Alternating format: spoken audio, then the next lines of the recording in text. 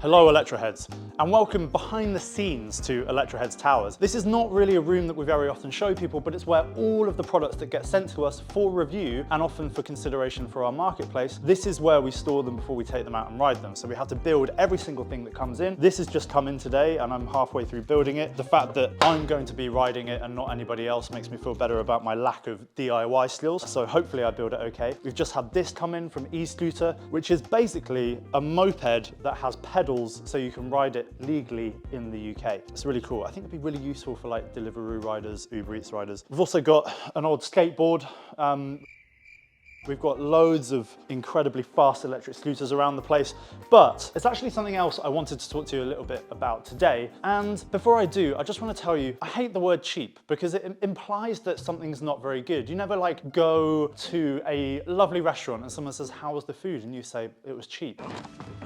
That's not really something you use to describe something positively. But when people are searching for affordable electric scooters, they use the word cheap on YouTube and Google. So that is the word that's in the headline. That said, we are looking at some entry-level, accessible and affordable electric scooters. I have always thought that this one right here, the Techtron Elite 3500, is the best cheap electric scooter in the UK. But this thing that's just come in that I'm halfway through building, the Riley RS1, has rave reviews and is in the same price range. So I wanted to put this to the test and see how it fares against the 3500 and the Decent, which we will soon be stocking on our marketplace and which we've already reviewed. In fact, my former colleague Jack said that the Decent one was one of his favorite scooters. Jack has subsequently gone to work at Fully Charged, so he is literally dead to me now. Jack, I hate you and I never want to see you again. What I want you to do when you finish this video is think, I'm going to buy an electric scooter and it's going to be this one. Don't know which one yet, because Rich said that was the best one. Don't just buy a random thing that you see somebody riding down the street. Don't buy whatever the cheapest one is on Argos, because it will probably go wrong. You won't get good customer care. And then you'll come moaning to me and say, "Rich, electric scooters don't work properly. I ignored all of the instructions that you gave me and it broke and now I'm annoyed at you." Well, fuck you, listen to me, watch this video and we're gonna help you choose a scooter, okay? Let's go. Welcome, we're outside. It's a lovely day in winter in London. There are screaming children in the background that you might hear because there's some sort of sacrifice going on, but that's not important right now. What is important are these two scooters. Now, I've already told you, I thought, or maybe still think, that this is the best cheap electric scooter on the market in the UK. Current price at the time of making this video is £349, but you can find it usually any price between around £300 and £450, depending on which sales are on. Riley RS1, also sorry for the sniffing by the way, it's winter, it's cold. The Riley RS1, around £349 to £400 is the price range for this. And the sort of key facts I think you need to know: Techtron Elite 3500 has a 350 watt motor. It goes up to 15 miles an hour. It does 25 kilometers of range. It has rear suspension and a rear disc brake. The Riley RS1, also 350 watts of power, also goes 50 miles an hour, also has a 25 kilometer range and also has a rear disc brake, but it doesn't have rear suspension, unlike the Techtron 3500, which does. And you can just see that here. So when I put my weight on the back of this scooter, you can see the suspension activating there, which is actually quite useful and does make it a comfortable ride, along with these sort of honeycomb tires that are on the Techtron Elite 3500. That's why I really like this scooter. It's incredibly comfy, kind of quick as well, actually, with a rider like me on around 95 kilos. I haven't tried the Riley RS1 yet. I've just finished building it. We've walked these scooters to this location, so you'll see me trying to ride it in a second. I need to put my helmet on. I need to do all of those things. But by the end of this video, I'll tell you which of these I prefer, and just for the record, I do prefer the Techtron Elite 3500 to the E-LE1, just still a good scooter. I prefer it to the Decent one, which is still a good scooter, but I think this scooter is in the same vein as those, and if it beats those other ones and starts to take on this one, we could have a war for the ages on our hands, folks. This could be big. This could be bigger than Trump versus Biden, or other things. It could be bigger than Game of Thrones. I have no idea what I'm talking about anymore.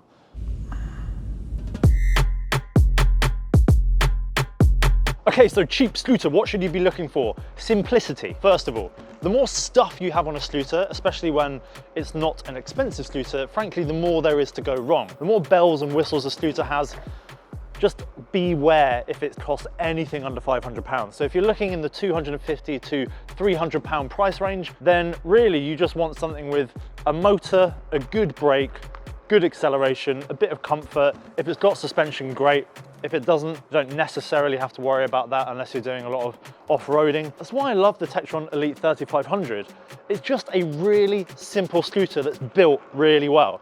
Feels pretty bomb-proof, it's a really solid frame, and even on cobbles, which we're about to go over in a second, it also feels nice and comfortable and cushioned because of the honeycomb tires and because of that rear suspension. Okay, so even on cobbles, it's a fairly comfortable ride. And these things are horrible. I ride my e-bike into work a lot, and when I'm on those cobbles, I really just feel like somebody's doing something incredibly unpleasant to my rear end, which is not what you want, especially if you're in prison. So the Techtron Elite 3500 is just simply a very good scooter for the price. There are more famous brands out there like Pure and Xiaomi, but a lot of them don't have the features that this has for the same sort of price. So you won't get suspension necessarily. You won't get these honeycomb cushioned wheels that you have. Actually, are these the honeycomb wheels? Have I been lying this whole time? No, they are the honeycomb wheels. Ha! The British have such an advanced sense of humor. So another incredibly important feature of any scooter is how easy it is to fold and then to carry. You're hard. So we're going to do the folding test. The editor's going to put a counter on the screen right now, and I'm going to see how long it takes me to fold it. So 3, 2, 1, go. Haven't actually folded this in quite a while because I haven't ridden it in quite a while. Oh, that was actually incredibly easy, and it's very, very light. I can hoist it above my head. I could easily put that into the back of my car, hoist it onto the tube, carry it up some stairs, I don't know, do deadlift with it. I'll be an Olympian yet. The Techtron Elite 3500 is just a well-built, affordable scooter. That's it. What else can be said? They're pretty reliable. We've sold a load of these, and actually we've only had one person come to us with an issue, and it was that one of these 4 lights on the front wasn't working when it arrived. We've sorted that out for them. But other than that, I've never heard of any issues with the Techtron Elite 3500 or the biggest scooter in the range, the Ultra 5000, which is the scooter of choice for me. I'm a slightly heavier rider. It's a slightly more expensive scooter, but generally the Pro 3500, which is the more entry-level version of this that has less range and doesn't have the rear suspension, the Elite 3500, the Ultra 5000, Techtron are just making really good scooters at the moment for a really good price point, which really matters when we're in a high inflation, potential recession, cost of living crisis where trains never run and various other things in this slightly strange country at the moment. So let's have a little comparison to the Challenger, the Riley RS1.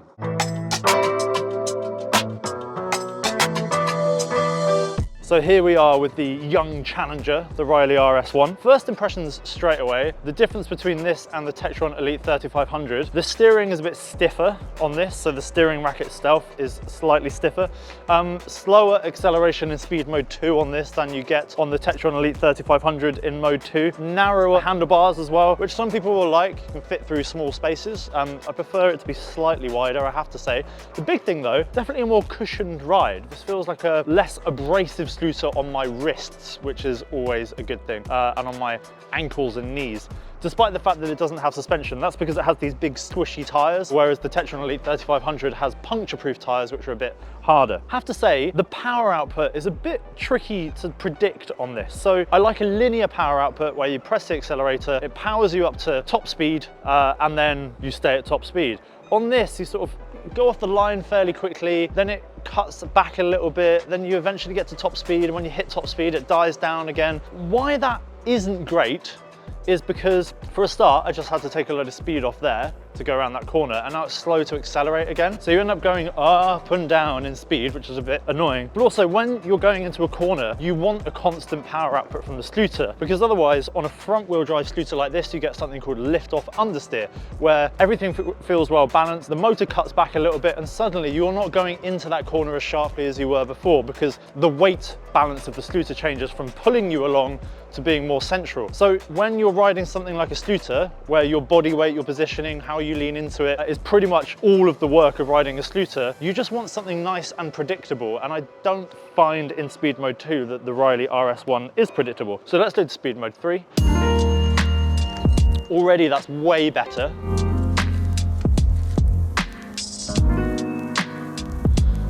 Yeah, it definitely comes alive in this speed mode. Feels much more racy. Acceleration a little bit slower than the Techtron Elite 3500, I would say, but it's a really nice ride, really cushioned and comfortable at these speeds. And what you're hearing possibly right now, the beeping, is the scooter going into cruise control mode, which it will stay in. So it will stay at the top speed of 25 kilometers an hour until I tap the brake and basically tell the scooter that I want to slow down. So actually, in this speed mode, this is a great scooter. I just don't really like speed mode 1 or 2, which is a little bit annoying, but this is great to ride. Really lovely weight balance on this scooter as well. It feels very nimble, very agile. Agile and comfortable. That's a great combination for a cheap scooter. Okay, so I don't know what the folding time on the 3500 was because I haven't seen the timer because the edit of the video doesn't happen whilst I'm making the video. That would be weird. I don't know what I'm talking about anymore, but I'm gonna fold this scooter and see how long it takes. So, gloves off. I've never folded this scooter before. Are you ready? 3, 2, 1, go. Oh, look at that. Just clips in. That was super easy. And actually this is a bit lighter than the Elite 3500. Weight distribution is a bit more to the front of this scooter though. So kind of weighs down at the front as you carry it. 3500 is slightly easier to carry. And you have to carry this where the battery is as well. So it's more girthy there. So you have to get your hand around quite a girthy part of the stick to carry it. Oh, my P45. I'm being fired. Okay, that's fair enough. Thanks, HR.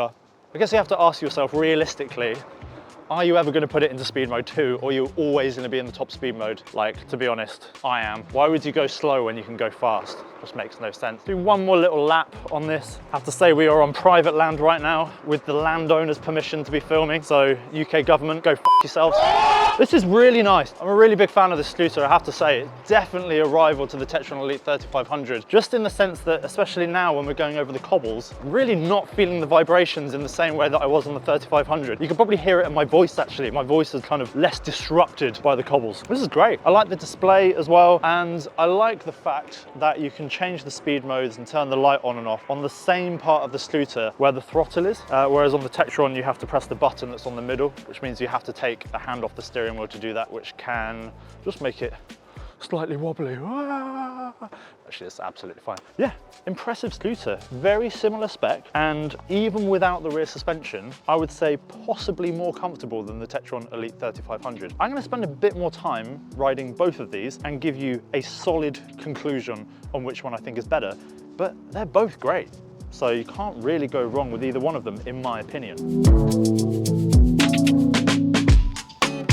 Right, Electroheads, as the sun is setting quite literally on this day, the sun is also setting on this entertaining and informative video. It's time for my verdict. That's not really a V. I'm gonna put my gloves on the scooter that I think is the best cheap electric scooter. Which one is it gonna be? And why my gloves? Who knows? I think it's the Riley RS1, but also maybe a little bit the Techtron Elite 3500. I'll tell you why I really like the Riley RS1. It's not as quick to accelerate as the Techtron Elite 3500. If anything, it's only about 10–15% slower in acceleration. It gets to 15 to 20 kilometers quite quickly. It's actually just that final push up to 25 kilometers or 10 to 15 miles an hour where it slows down a little bit, but it's incredibly comfortable to ride. It's one of the comfiest scooters that I've ever ridden that doesn't have suspension. In contrast, the Techtron Elite 3500 is a bit more nimble, a bit quicker. I think those thinner profile tires take away some of the comfort, but also mean you can duck in and out of corners with a bit more agility. Acceleration is better, undoubtedly, but after a while, I have to say, riding this for 10–15 minutes at a time,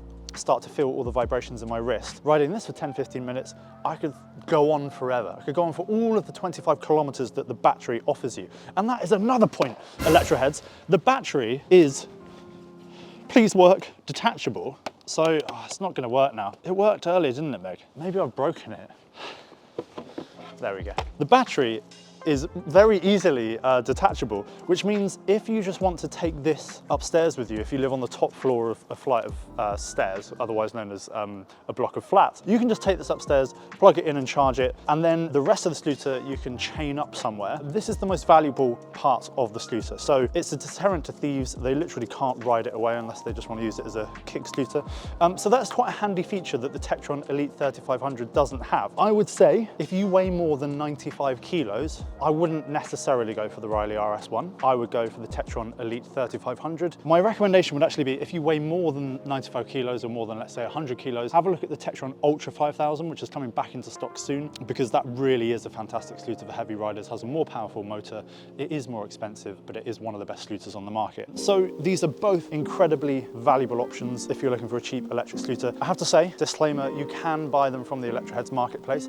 If you do, it means that my bosses are happy and we get a 20% commission from the manufacturer of anything we sell. You could just go directly to the manufacturer and buy these. You would get the same warranty, except you wouldn't have Electroheads on your side if anything goes wrong. Would you want to piss off a channel that has 100,000 subscribers and the scooter reviewer as annoying as I am? Probably not. So if anything ever goes wrong, we get in contact with the manufacturer and make sure it gets sorted, put this battery back into place. And that's going to be the end of the video, really. Like, I hope you have a good day.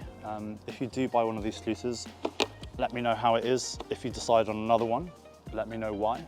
Let me know if there's something you want me to take a look at on the channel. Above all, thanks for being Electroheads.